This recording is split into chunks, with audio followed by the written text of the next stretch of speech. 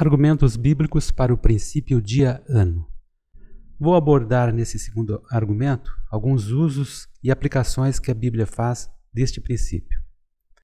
A primeira correlação bíblica entre o uso de dias e anos está em Gênesis 6:3, que diz: Então o Senhor disse: O meu espírito não agirá para sempre no ser humano, pois este é carnal, e os seus dias serão 120 anos.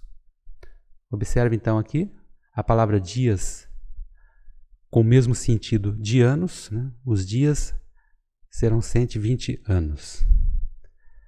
E o primeiro uso do princípio propriamente dito foi com relação a um sábado se estar relacionado com um ano sabático. Está descrito lá em Levítico 25, de 2 a 5.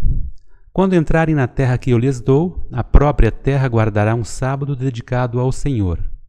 Durante 6 anos vocês semearão os seus campos, e durante 6 anos vocês podarão as suas vinhas e colherão os frutos delas. Porém, no 7º ano, haverá um sábado de descanso, solene para a terra, um sábado dedicado ao Senhor. Não semeiem os seus campos, nem façam a poda de suas vinhas. Será um ano de descanso solene para a terra. Então ficou bem claro aqui, logo lá nessa organização, né, para o povo hebreu, Deus dando essas instruções: um sábado para um ano sabático, e os detalhes de como isso deveria ser feito. Então aqui vemos a primeira aplicação do princípio dia-ano. Outro uso também importante aqui, um caráter mais legislativo, foi com relação ao ano do jubileu. Aqui a aplicação do princípio foi com a palavra semanas. O ano do jubileu era um ano que ocorria a cada 50 anos, um ano especial para o povo hebreu, e estava implícito ali na organização, né, para se chegar a esses 50 anos, o uso do princípio dia-ano. Em Levítico 25, de 8 a 10, descreve: Conte 7 semanas de anos, isto é, 7 vezes 7 anos, de maneira que os dias das 7 semanas de anos somem 49 anos. Santifiquem o 50º ano e proclamem liberdade na terra a todos os seus moradores. Esse será um ano de jubileu para vocês.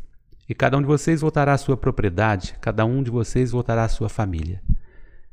Se você quiser conhecer mais detalhes, esse ano era um ano que ocorria muitas coisas importantes para o povo hebreu. Mas o importante agora é a forma com que isso foi organizado. Então, 7 semanas de anos, 7 vezes 7 anos, o que totalizou 49 anos. E depois disso, o 50º ano era um ano especial. Mas para se chegar nesse ano, foi usado então essa aplicação dia-ano.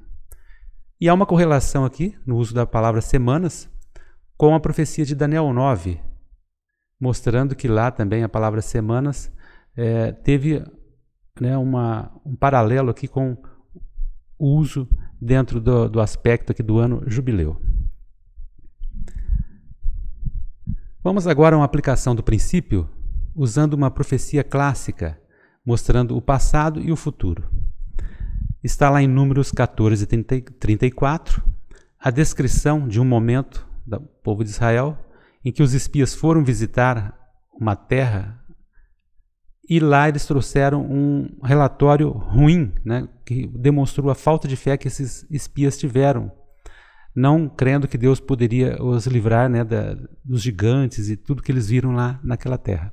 Então temos aqui 40 dias de duração para espiar a terra que eles tiveram, que equivalem a 40 anos de punição para cumprir no deserto. O texto diz: segundo o número dos dias em que vocês espiaram a terra, 40 dias, cada dia representando um ano, vocês levarão sobre si as suas iniquidades durante 40 anos e terão experiência do meu desagrado. Então, bem claro, né? Cada dia representando um ano. O texto fica bem específico, né, de que foi usado esta representação de dia para ano. E seguindo, lá em Ezequiel, há uma aplicação inversa, comparando aqui com essa que usamos em números, mas que deu um resultado do mesmo princípio. Vamos fazer a comparação. Observe. 40 dias no passado, que foi o caso dos espias, aplicados a um juízo de 40 dias no futuro, a seguir. Então, cada dia por um ano foi a aplicação. Aqui em Ezequiel, a aplicação é inversa. Primeiro ele cita 40 anos de juízo que ocorreram para o povo de Israel no passado, que equivalem a 430 dias no futuro. Então, cada ano por um dia. Uma aplicação inversa. Vamos então conhecer o que aconteceu aqui com Ezequiel. O texto diz: deite-se também sobre o seu lado esquerdo e ponha sobre ele a maldade da casa de Israel. Primeiro você deve observar que aqui Ezequiel não está sendo punido. Há um tipo de uma parábola, uma exemplificação que ele devia fazer para mostrar o juízo, sim, passado. Tá? Primeiro detalhe. Vamos continuar. Conforme o número dos dias que se deitar sobre o seu lado esquerdo, você levará sobre si a maldade da casa de Israel. Porque determinei que cada ano de sua maldade corresponda a um dia, num total de 390 dias. E você levará sobre si a maldade da casa de Israel.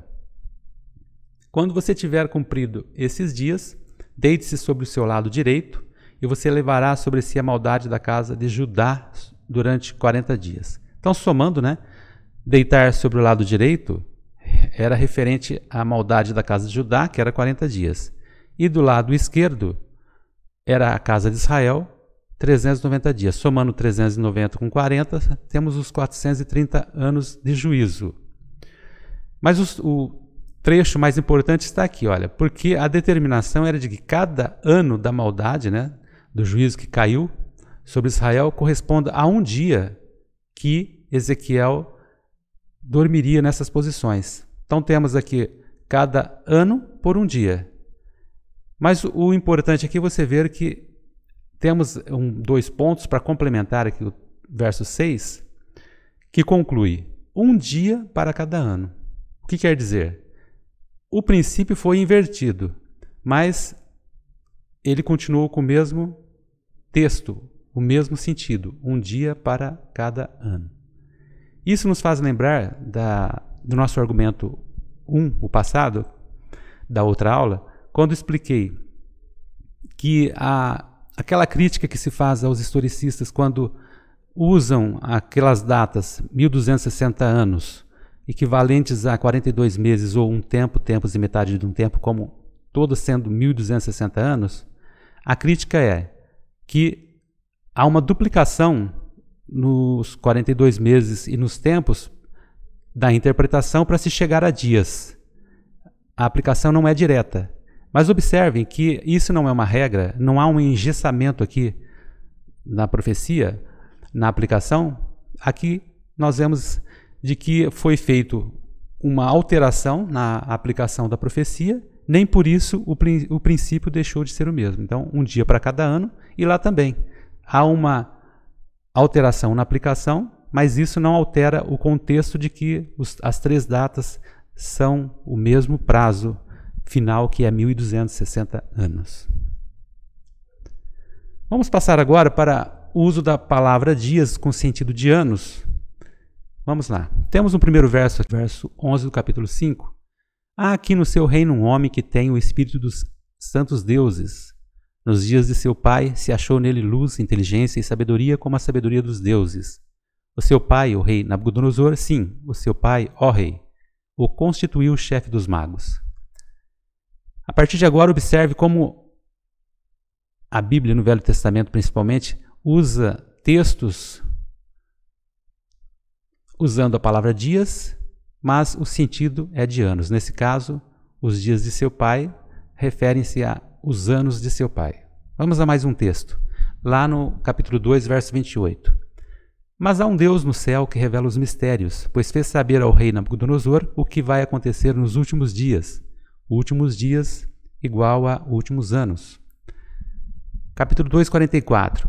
Mas nos dias desses reis O Deus do céu levantará um reino que jamais será destruído e que não passará a outro povo. Então, a expressão nos dias, aqui igual a nos anos, né, desses reis. Daniel 10:14. Agora vim para fazer com que você entenda o que vai acontecer com o seu povo nos últimos dias, porque a visão se refere a dias ainda distantes. Esse verso é importante porque mostra que quando Daniel usa a expressão últimos dias, ele está falando nos últimos dias de existência aqui na Terra, né? Dias muito distantes, e dias com sentido de anos. Também lá no capítulo 12, verso 13, quanto a você, siga o seu caminho até o fim. Você descansará, e ao fim dos dias se levantará para receber a sua herança. Fim dos dias também, subentendido, fim dos anos. Um uso um pouco diferente está aqui no capítulo 1, verso 18, que diz: E ao fim dos dias em que o rei tinha falado que os trouxessem, o chefe dos eunucos os trouxe diante de Nabucodonosor.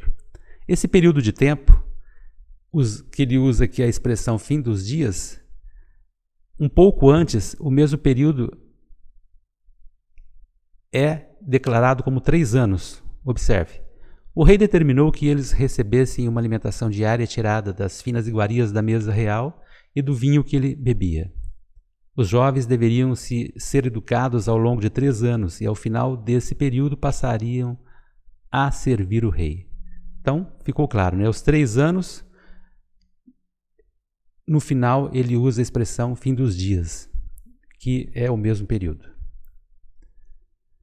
Passaremos agora a analisar uma questão interessante. Dentro da poesia bíblica existe um paralelismo que faz um jogo de palavras com dia e ano, mostrando de que o pensamento hebraico era nesse contexto, de que um dia valia também um ano.